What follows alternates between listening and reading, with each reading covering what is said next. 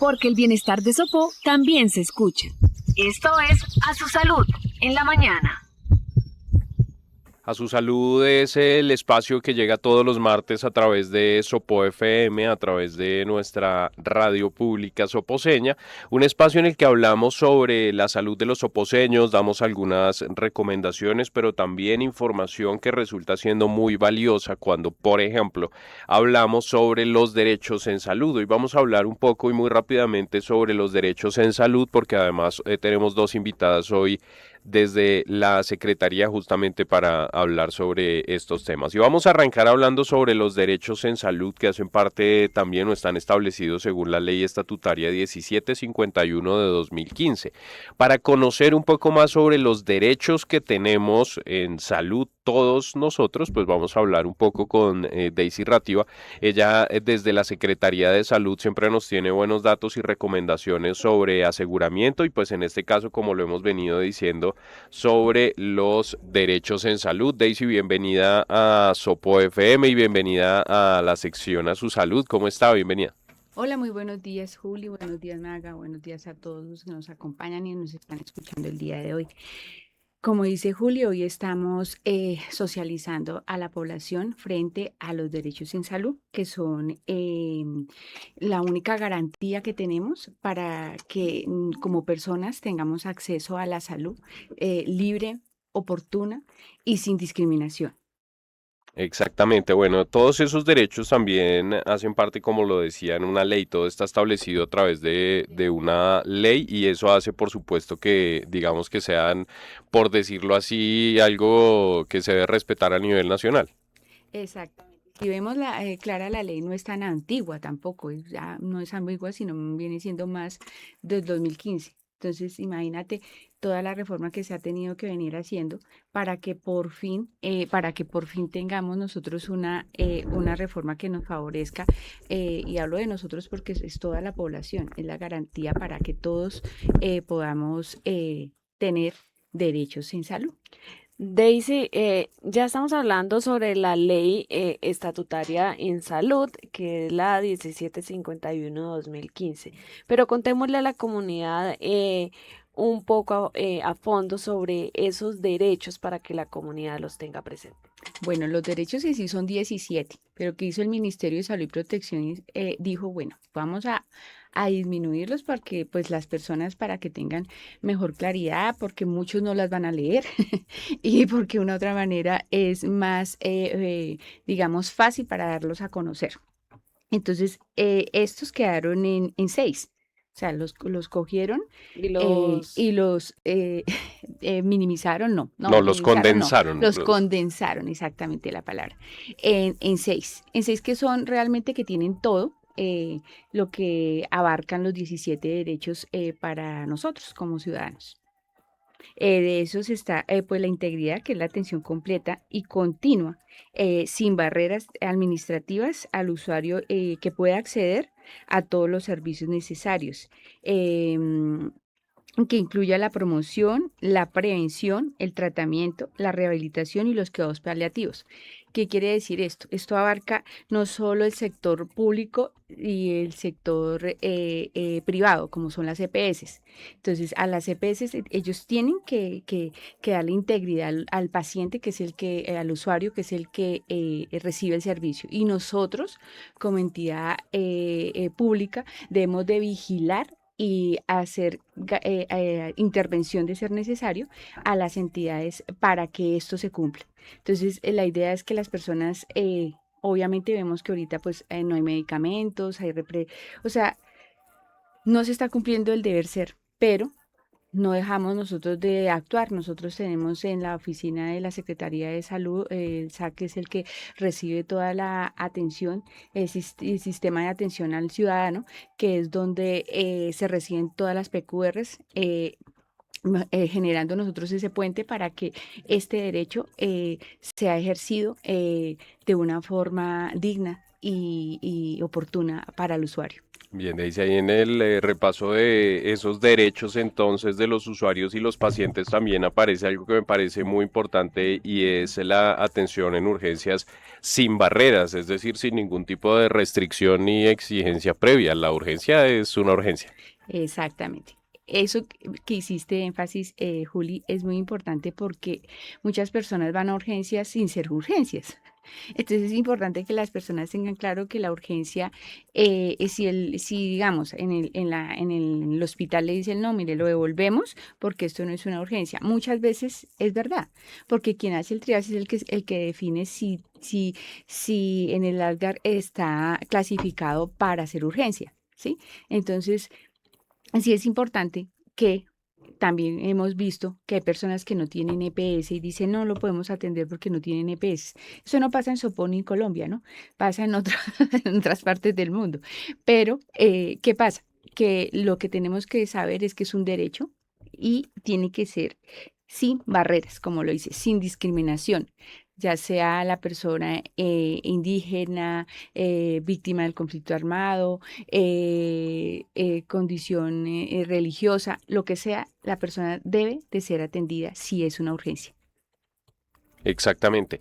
Mire, Daisy, dentro de los derechos creo que este sí es algunos de los que no han cambiado, pues tiene también que ver con el derecho a la información clara y oportuna sobre los procedimientos que uno va a recibir, sobre los tratamientos que el paciente va a recibir y pues todo lo que implique su salud, pues requiere o tiene mejor ese derecho de recibir una información clara. Sí, Juli, en eso sí se trabaja y se debería trabajar un poco más, porque desafortunadamente las personas salen del consultorio con órdenes médicas que no entienden. El médico, pues obviamente, él está es en la obligación de qué, de remitir, de dar sus órdenes conforme a la necesidad de cada usuario.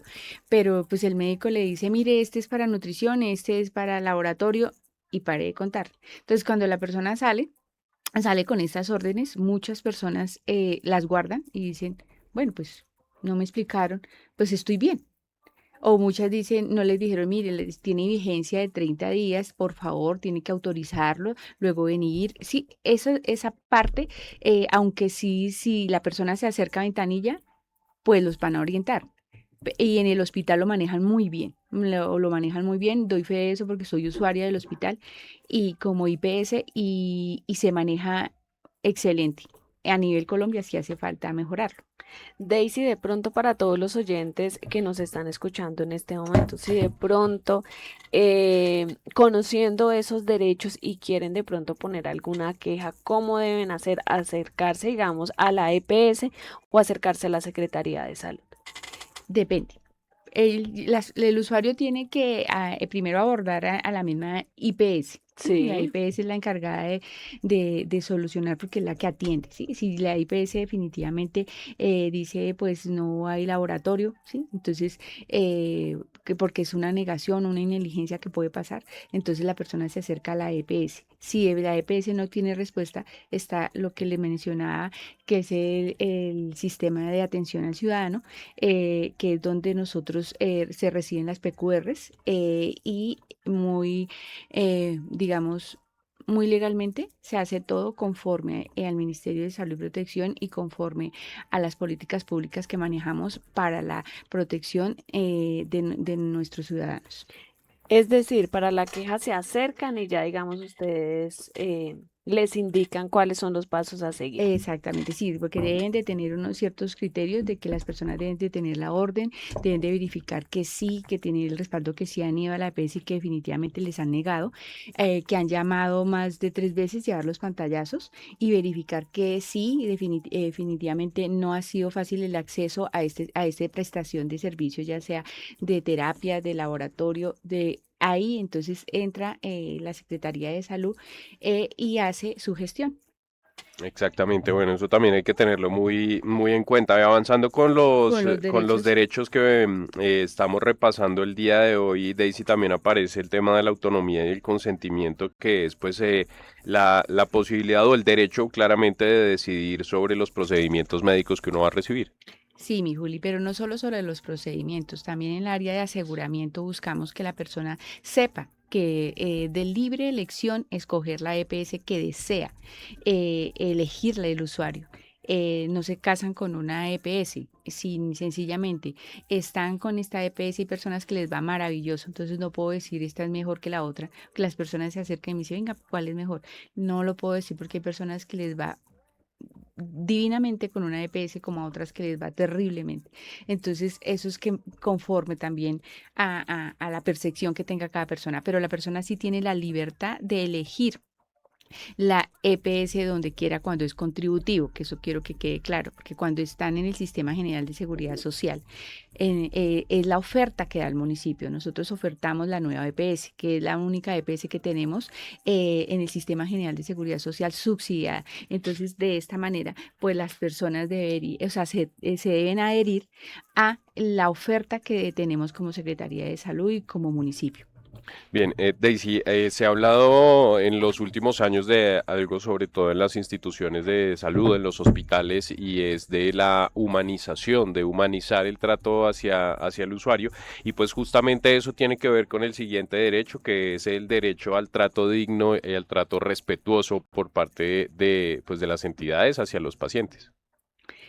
Básicamente, este es el trato digno, es la no discriminación, ¿sí? Porque hay personas que, digamos, tienen un concepto de religioso, de no recibir transfusión de sangre, de muchas barreras que ponen ellos mismos para su atención, pero es algo de ellos y no podemos digamos, violentarlos con lo que es la realidad, que es que si no recibe un tratamiento oportuno, pues va a fallecer.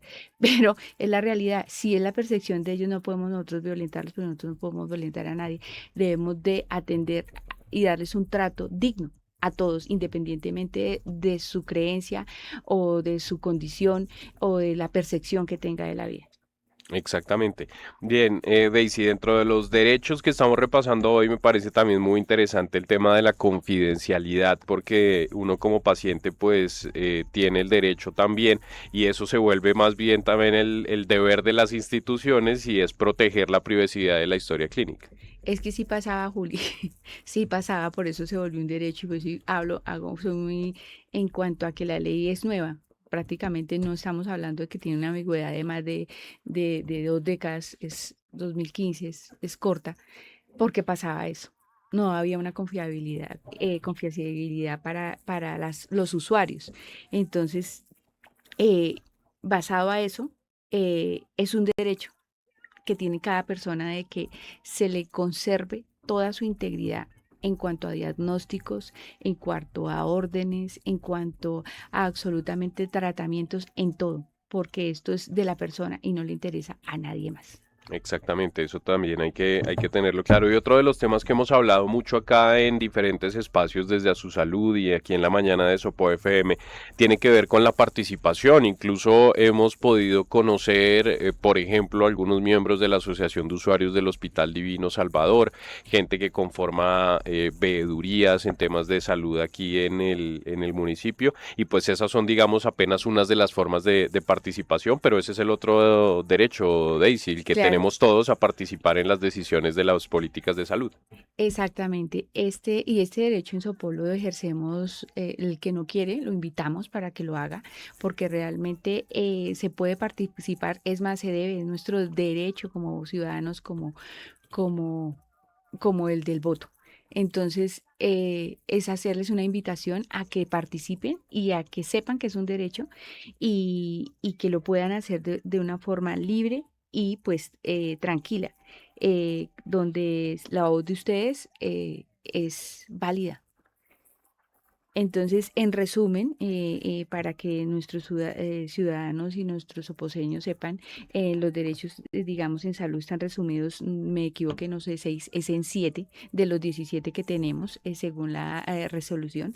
Entonces, el primero, porque los fuimos mencionando y socializando con Juli, que es una articulación muy buena, pero quiero que le queden claro que el primero es la integridad, el segundo es urgencia sin barreras, el tercero es información clara y oportuna, el cuarto es autonomía y consentimiento, el quinto es trato digno y respetuoso, el sexto es confiabilidad y el último, por último, tenemos la participación, que es la participación social de la que hablábamos como último punto.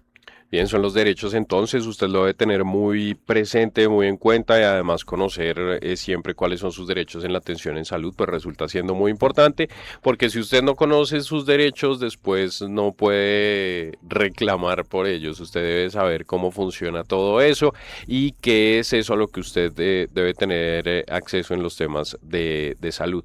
Daisy, recomendación final y le agradezco mucho por visitarnos hoy en la mañana. No, a ti, Juli Maga, por recibirnos en un ambiente laboral muy rico, muy Ah, no, sabroso. eso sí, siempre. Lo percibo uno desde que entra y es algo bonito. Los felicito. Y en cuanto a qué recomendación tengo, no se quede callado. Infórmese. Mira, ahorita tenemos tantas medios para informarnos que hubiéramos querido tenerlos anteriormente. Entonces, si no, acérquese a la Secretaría de Salud que está ubicada en la Policarpa Salabarrieta. Allí los vamos a atender con todo el amor y con todo el gusto y despejaremos cualquier duda que tengan de quejas, dudas o peticiones o traumas que tengan para que ustedes puedan tener una solución o por lo menos no se sientan solos.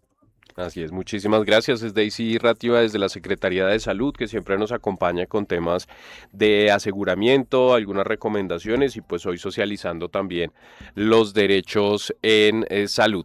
Son las 9:27 en la mañana, 9:27 en la radio pública soposeña. Vamos a avanzar con nuestro programa hoy porque hay más invitados en A Su Salud. ¿Por qué hay más invitados? Porque hay otro tema muy importante del que queremos hablar el día de hoy. El día 17 de mayo, es decir, en unos 5 días, se va a conmemorar el Día Mundial de la Hipertensión Arterial. Esta es una conmemoración que se da cada 17 de mayo con el fin de generar conciencia sobre la prevención, sobre la detección y sobre el control de la presión alta, conocida como el asesino silencioso. Ya nuestra invitada nos va a contar un poco sobre ese sobrenombre que tiene la enfermedad. La jornada del Día Mundial de la Hipertensión Arterial busca reducir los factores de riesgo cardiovasculares y fomentar también las mediciones precisas para un diagnóstico oportuno.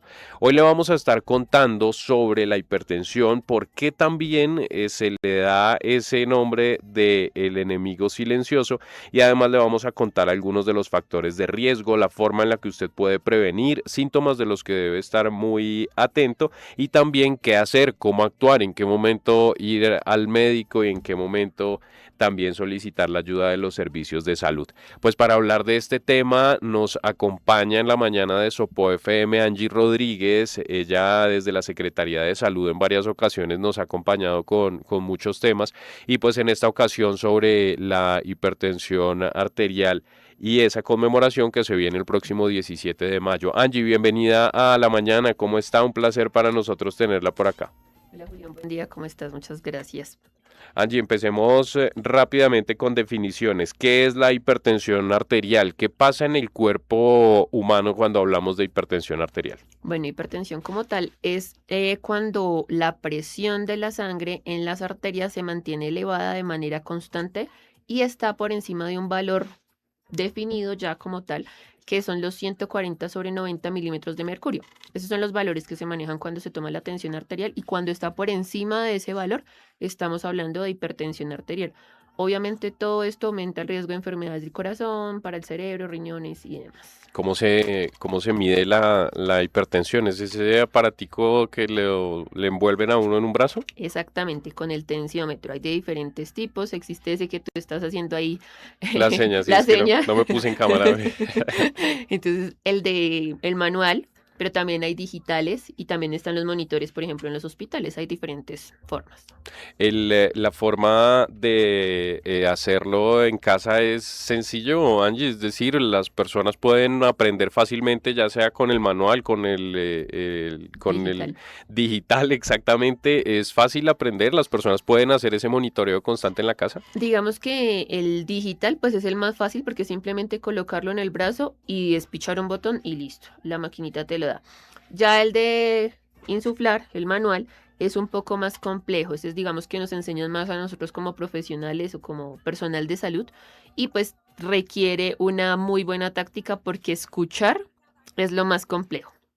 Exactamente, mire, eso yo me he dado cuenta que lo hacen. Eso se puede, esa medición de la hipertensión arterial se puede hacer en cualquier brazo o tiene que ser en el izquierdo.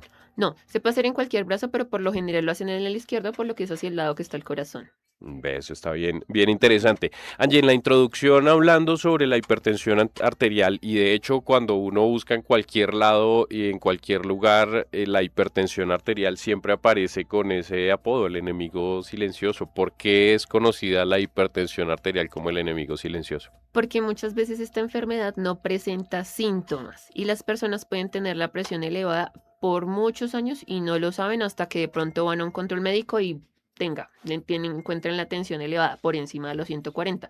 Entonces ahí el médico va a decir, ¿será que es porque tiene síndrome de bata blanca, por ejemplo? Porque a muchas personas les pasa, cuando van al médico se ponen hipertensos, pero es más por eso, por ese famoso síndrome de bata blanca. Pero entonces lo que ellos hacen es solicitar un chequeo, un control durante una semana de tomas de tensión arterial en diferentes momentos y ahí vamos a saber si efectivamente sí es una hipertensión, porque por lo general no muestra muchos síntomas. Ya íbamos para esa pregunta, Angie, y contémosle a la comunidad sobre esos principales factores de riesgo que se tienen para sufrir una hipertensión o para que la comunidad pueda conocer. Ok, entonces como principales factores de riesgo, pues tenemos el consumo excesivo de sal, es uno de los que más se conoce por aquello del sodio. Entonces, por el sodio, por el exceso de sodio, es que pues es un factor de riesgo para la hipertensión. El sedentarismo, o sea, no hacer ejercicio, estar mucho tiempo quieto, ese tipo de cosas es también un factor de riesgo. El sobrepeso, el estrés, el tabaquismo, el consumo excesivo de alcohol y antecedentes familiares, porque esta enfermedad también tiende a ser hereditaria. Y que digamos los oyentes que nos están escuchando y ellos ya saben que sufren de hipertensión, ¿qué recomendaciones les podríamos dar? Bueno, para las personas que ya saben que tienen hipertensión, obviamente lo más importante es la adherencia al tratamiento. Porque hay muchas personas que se niegan de pronto porque dicen, ay, no, yo no voy a ser una gallina tomando pepas todos los días. Y así lo dicen cuando uno hace visitas. Ay, no es que se Sí, lo he parece una escuchado. gallina. Sí, comiendo pepitas todos los días.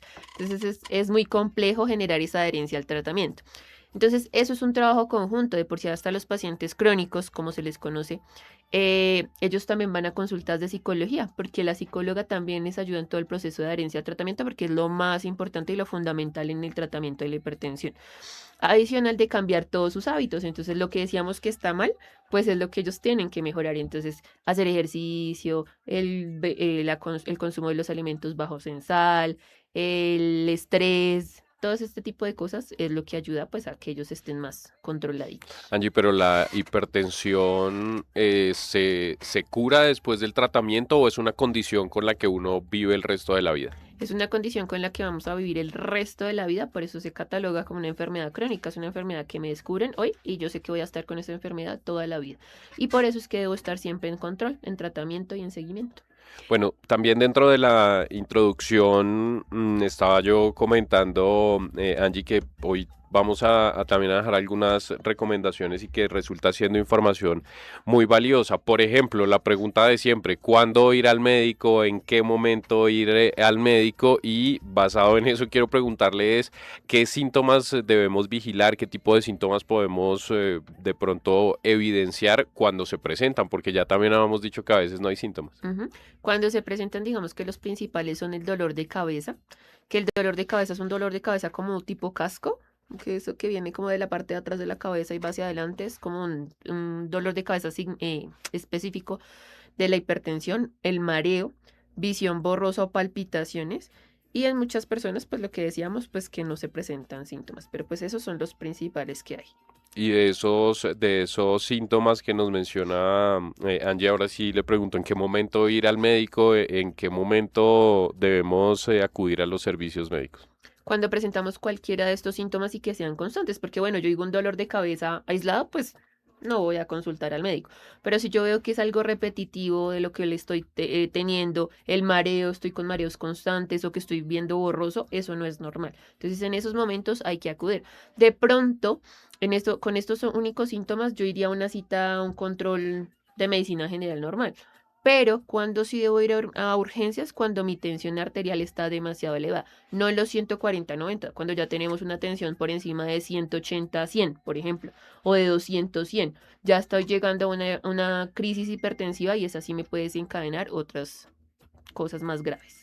Angie, ¿y esta enfermedad solo afecta a personas mayores o de pronto ya se sabe que desde jóvenes se está afectando esta enfermedad? Digamos que antes sí era catalogada más para los abuelitos, que era uno el que sabía que el abuelito hipertenso, el Sí. abuelito diabético, ellos siempre son los de tener este tipo de enfermedades, pero no, ya en este momento esta enfermedad está para cualquier persona y pues hay que tener mucho cuidado. De pronto en los niños no se ve tanto, pero sí ya en los adultos jóvenes ya se está presentando y pues por eso, sobre todo por todo el tema de los hábitos alimenticios y toda la carga genética que ya estamos teniendo en este momento. Y respecto de pronto a esa carga alimenticia que nosotros consumimos, ¿qué sería lo más recomendable que nosotros consumamos? No sé, algunas verduras, carnes, bueno, no sé cómo. ¿Qué Digamos, recomendación? vamos a hablar un poco de qué no y qué sí. Bueno, Entonces, de pronto, ¿qué no? Todo el tema de ultraprocesados. ¿Por qué? Porque tienen exceso de sodio, lo que estamos diciendo. Un factor de riesgo, el exceso de sal, sodio, pues obviamente es el factor de riesgo principal para la hipertensión. Entonces, todos esos elementos ultraprocesados son los que no debemos consumir. No debemos llenar la comida de sal porque, y siempre lo dicen los médicos, por ejemplo, la sal yo la debo aplicar cuando estoy preparando los alimentos, pero nosotros tenemos la costumbre de tener que encima de la mesa, sí. un salero. El salero, y además de ponerle sal sin siquiera haber probado antes, Me ¿no? pasa, lo confieso. Sí, entonces ese tipo de cosas no las deberíamos hacer, porque obviamente eso es un factor de riesgo para la hipertensión. Además de eso, ¿qué sí deberíamos hacer?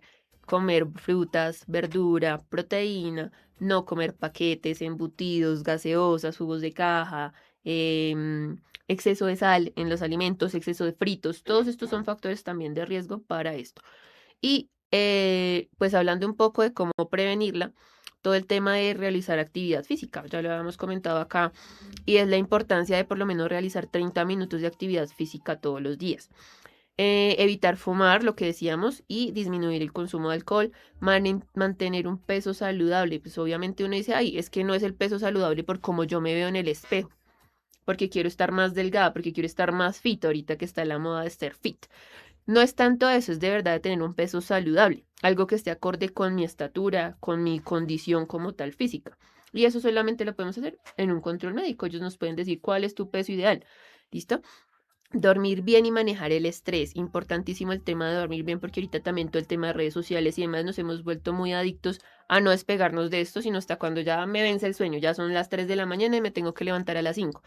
Ese tema de no dormir bien también es un factor de riesgo muy importante para la hipertensión junto con el estrés. Y realizarse controles médicos periódicos, porque lo que decíamos, si no tiene síntomas, pero yo voy una vez al año y de pronto me encontraron ahí de atención, pues ahí vamos a empezar a mirar qué está pasando. Angie, siendo realistas, y de hecho usted tocaba el tema hace segundos, pues a veces uno es un poco terco y cuando va avanzando la edad, pues se vuelve uno un poquito más terco. Entonces quiero que hablemos un poco sobre las consecuencias de descuidarse en ese tema. Y lo pregunto porque he escuchado los casos y los he visto muy de cerca. Un hijo se acerca a su padre, a su madre, le hace la medición con el tensiómetro con el que cuentan en casa, le dice, papá, usted tiene la tensión alta, y la respuesta del papá es, eso deje así, que eso se me pasa después, tráigame un vasito con agua que eso se me pasa. ¿Cuáles son las consecuencias, Angie, o cuáles pueden ser las consecuencias de tener hipertensión arterial, hacerse la medición, efectivamente tenerla alta, pero decir, no, eso dejo así, que eso se me pasa solito? Sí, o de no ser adherentes al tratamiento. Entonces, ¿qué sería muy grave? Puede generarnos infartos, nos puede generar accidentes cerebrovasculares, nos puede generar insuficiencia renal y complicaciones oculares, porque pues la tensión, o sea, lo que decimos, es algo que está pegando demasiado fuerte contra nuestras arterias. Y eso nos puede generar todos este tipo de cosas, un derrame, pues un accidente cerebrovascular, pues como lo conocemos más coloquialmente, un derrame, un infarto, que se nos dañen los riñones, Después terminamos en una diálisis, por ejemplo, o el tema de que podemos llegar hasta perder la visión. Entonces son cosas que de verdad las consecuencias de la hipertensión mal manejada, mal controlada, son demasiado graves. De las consecuencias de confiarse demasiado, porque de hecho lo repito, he escuchado mucho la frase, eso déjeme aquí quietico, que estándome aquí quietico se me Se me pasa y pasa. listo. Y no se pasa así de No. fácil.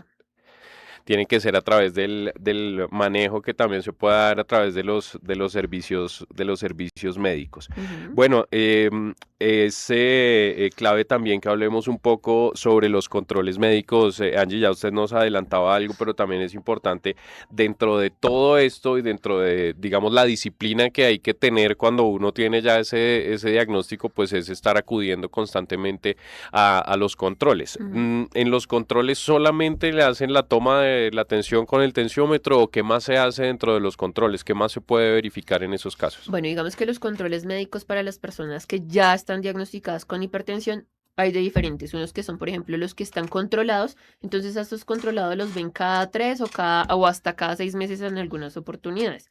Los que no son controlados los tienen que ver cada mes. ¿Por qué?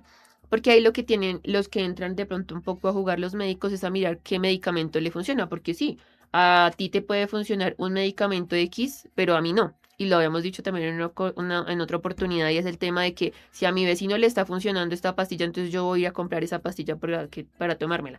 Ya sabemos que eso no se debe hacer.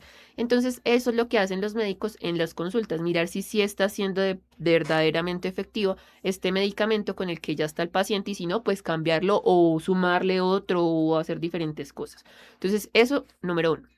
Número 2, a los pacientes con hipertensión o con diabetes, que son las enfermedades crónicas, les hacen controles de laboratorio periódicamente, más o menos cada 6 meses. Entonces, en esos le miran todo el tema de funcionamiento renal, por lo que decíamos del daño renal. Ellos también deben ir a consulta de oftalmología, ellos deben estar en seguimientos con medicina interna y demás para evitar ese tipo de complicaciones que se pueden generar. Y por eso es que les hacen esos chequeos constantemente. Entonces, por eso no solamente es que vayan a que les tomen la atención o que vayan a que les reformulen el medicamento, sino que vayan y que les den ese otro tipo de cosas también complementarias. El monitoreo que se hace en la casa, si las personas cuentan obviamente con los instrumentos, ¿cada cuánto se debe hacer? Ellos por lo general se lo hacen 1 o 2 veces al día, los que ya están diagnosticados.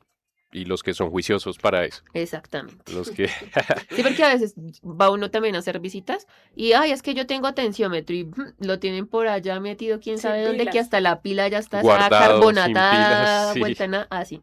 Entonces, pues, Bueno, y a propósito de eso, Angie, ¿cuál es el mensaje que se le está dando desde la Secretaría de Salud a las personas en este día? Porque, bueno, como lo habíamos dicho desde el principio, el próximo 17 de mayo es esa conmemoración a nivel internacional, el Día Mundial de la Hipertensión Arterial, y nosotros pues hoy aprovechamos este espacio en A Su Salud justamente para hablar del tema y tal como es el propósito de la celebración del Día Mundial, pues generar conciencia alrededor del tema y también generar espacios de información para promover la prevención de la enfermedad.